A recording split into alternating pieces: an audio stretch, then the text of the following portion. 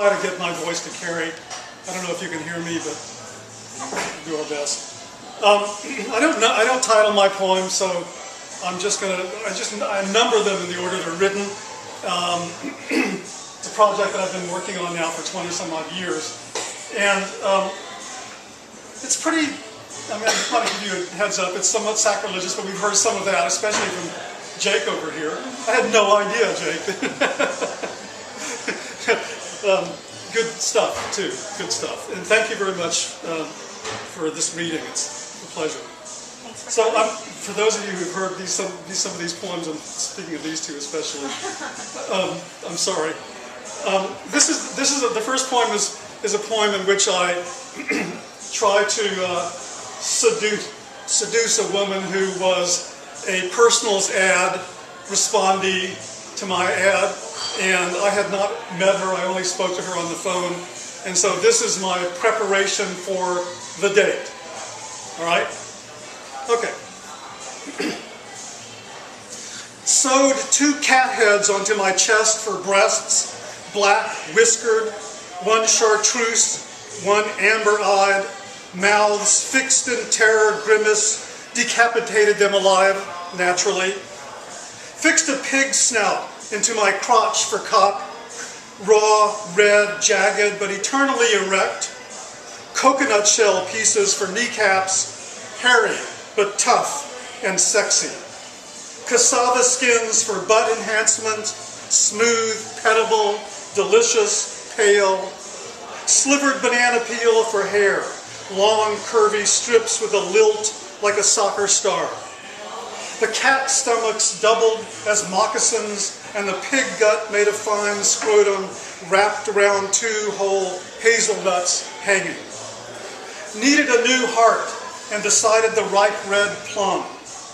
So pried my cavity with a surgeon's vice and stuffed it in, veiny, glutted, sugary sweet, dripping deep red streaks mosquitoes could swill on sweltering moonless afternoons. A scooped out lemon rind for bladder and a blown out eggshell for chin, the kind I painted paws over on Easter and called it art, beaming like a watt. Bathed in compost, to the crown, stuck on pheasant and buzzard feathers to ready myself for she, for whom I am cooking shrimp Mozambique with coconut milk, cayenne pepper, and Rachmaninoff. She whom by my Creole smooth telephone voice accepted my invitation, sight unseen, the personals you know, and who I am positive will be wearing for playful aperitif thong panties with the window I've seen in nudie magazines. Decided from earlobes to dangle 1 live goldfish, each by needle holes punched through gossamer fins, a touch, an accessory as Paloma Picasso would declare, with a smattering of close-to-surface blood-wrist cologne. I have such a beautiful, clean-angled house, roomy, high ceiling, everything squared, spacious, shiny, flat, lacquered, and wide. And I inside, part ichthyologically glittering, part vegetatively gland, mythological, nightmarish, a creature no woman could refuse.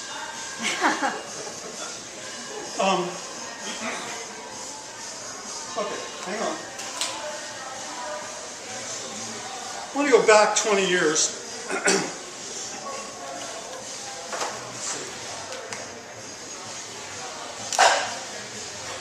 Hold on.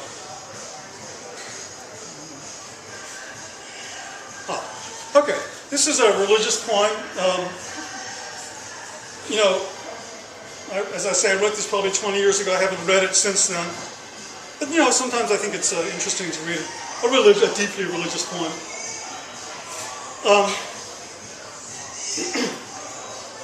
Fucking the Virgin Mary, she's my greatest conquest.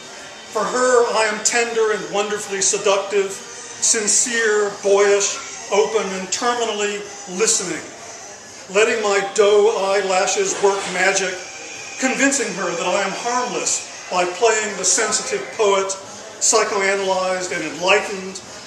I tell her that I above all understand, and sliding my hand over hers, that her deepest fears are safe with me. No cheap Courvoisier seduction. I move systematically into her soul, or rather convince her to open its doors to let me curl there by playing the sufferer, a youth abused by a brutal dad into a wound requiring salve. This is achieved without words, without hammer or nail. I employ her superior intuition. She could never know that her cunt lies in my crosshairs, undulating, preparing to let me in, partly because I repress from myself the full extent of my dishonesty. The self-deceived is the finest criminal. You would think that she would be clothed in fluted white, but here on my couch, she is wearing muted red with black pumps, and her leg skin is creamy brown.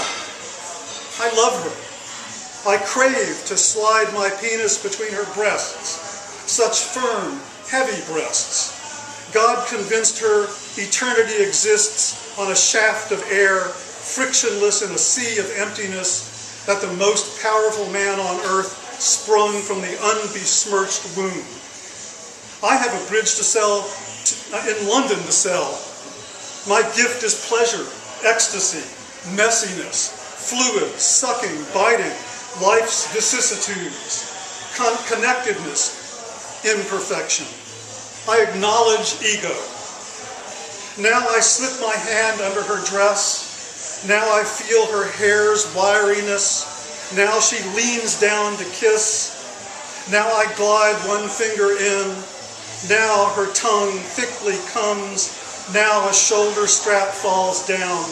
Now her bra is undone.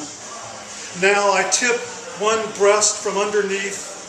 Now she repositions herself on my inexhaustible couch for my mouth. Now I fasten.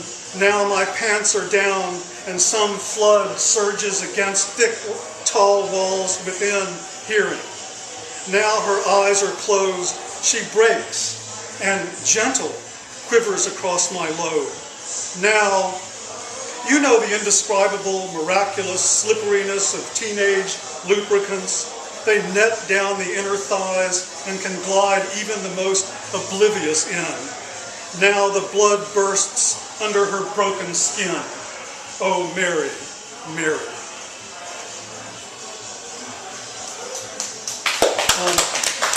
You don't have to cut, that's okay. I can handle it. My ego's on the floor anyway.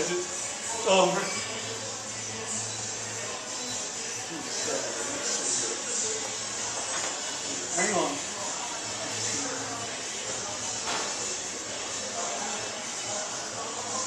Okay. There's a lot of, I guess there's a lot of sex in my poetry. I mean, I should apologize for that because...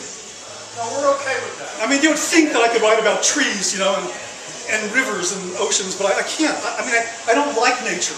I mean, not really the kind of nature that Mary Oliver writes about. I mean, I can't do it. If this were if this were sex, Mary Oliver would be writing this one. Hello, I'm Gordon. I'm a sex addict. Hello, Gordon. I've been sex-free for 2 days, thanks to my higher power. This morning I awoke, broke at the knees at bedside, prayed for strength, asked forgiveness, begged really, began to take an inventory of those I'd wronged. Sex nearly killed me. I've eaten asphalt, been hospitalized, lost family, friends, had a gun to my head, been fired multiply, eaten poison, terrified women, been in prison, and spent 6 weeks in rehab.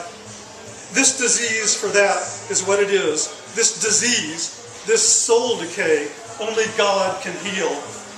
God dusts off the fallen, the perniciously erect, the cunt chaser, the juice eater. In his infinite authority, I gave myself over, crossed my wrists, said, "Dear Lord, take me, do with me what you will."